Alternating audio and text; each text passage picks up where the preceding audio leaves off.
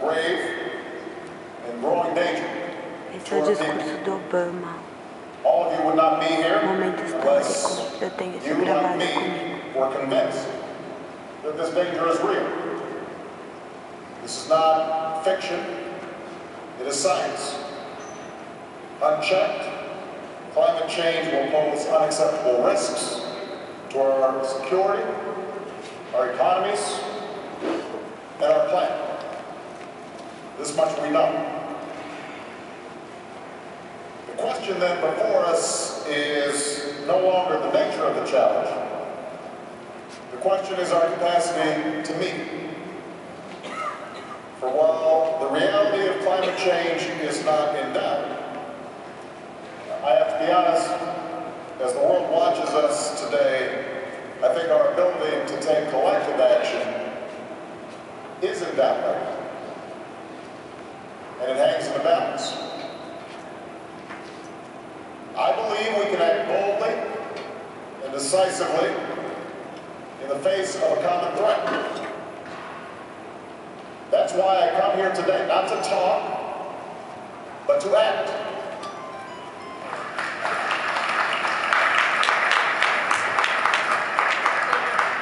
Now, as the world's largest economy, and as the world's second largest emitter, America bears our responsibility to address climate change.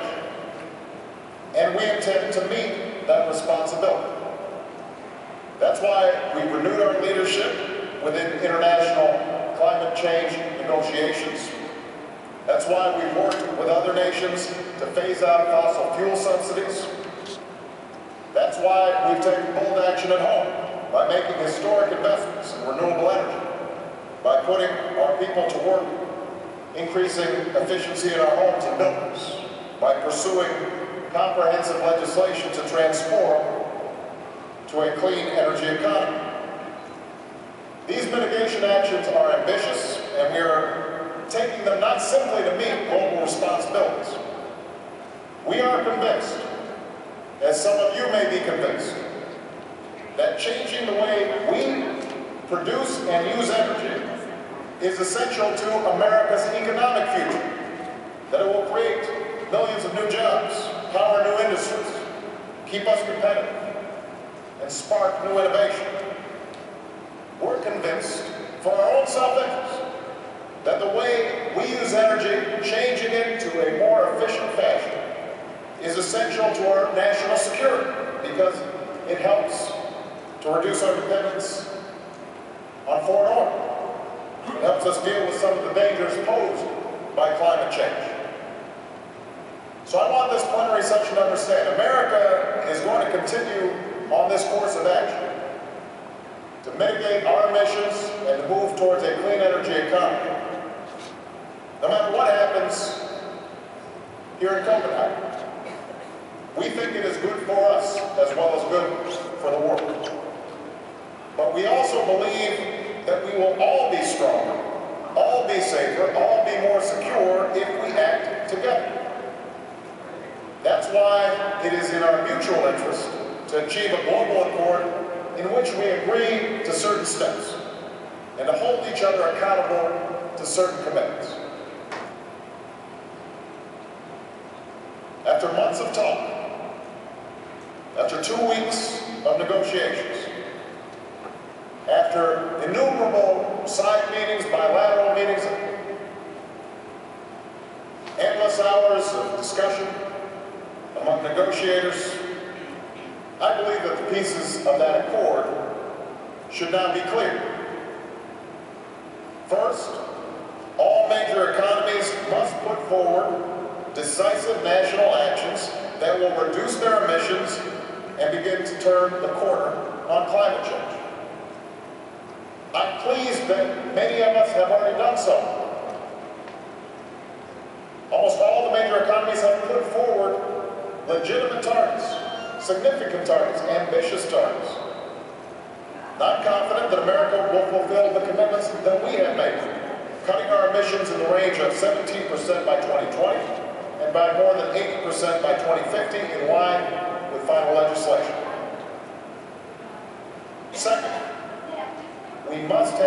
a mechanism to review whether we are keeping our commitments and exchange this information in a transparent manner. These measures need not be intrusive or infringe upon sovereignty. They must, however, ensure that an accord is credible and that we're living up to our mutual obligations. Without such accountability, any agreement would be empty words on a page. I don't know how you have an international agreement where we all are not sharing information and ensuring that we are meeting our commitments. That doesn't make sense. It would be a hollow victory.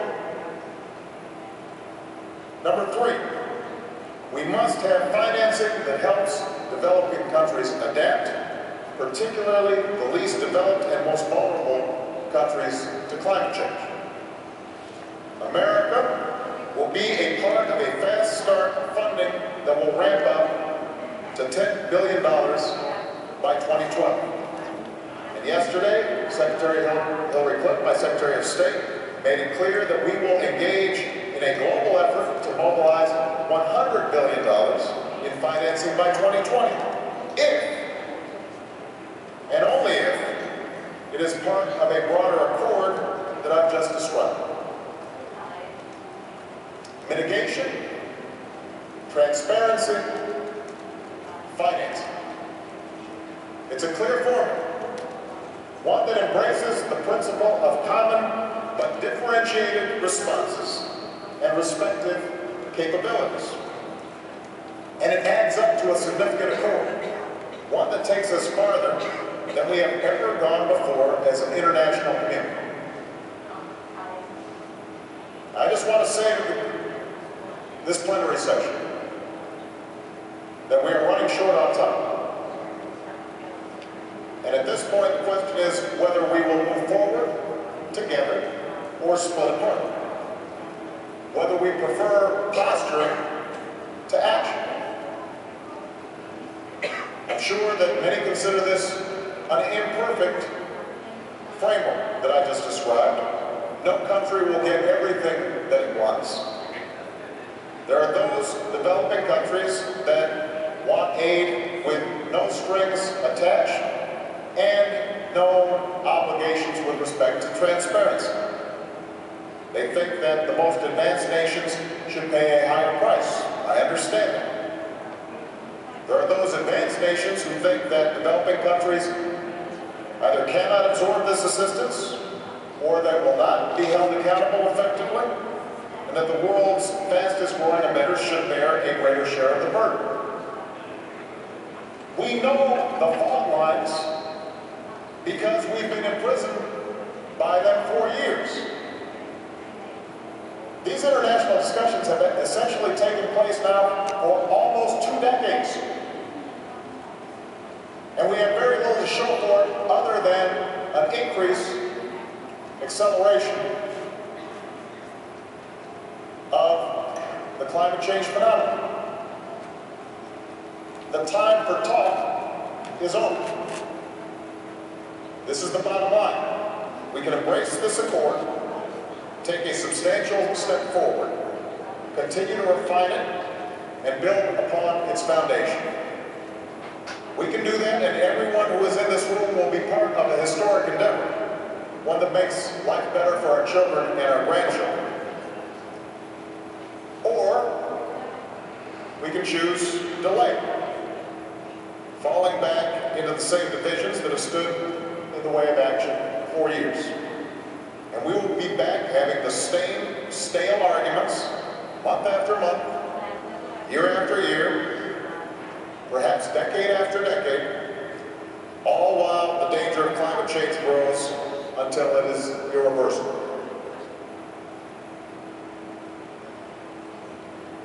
Ladies and gentlemen, there's no time to waste.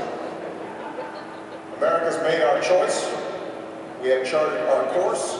We have made our commitments. We will do what we say. Now I believe it's the time for the nations and the people of the world to come together behind a common purpose. We are ready to get this done today. But there has to be movement on all sides. to recognize that it is better for us to act than to talk. It's better for us to choose action over inaction, the future over the past. And with courage and faith, I believe that we can meet our responsibilities to our people and the future of our planet. Thank you very much.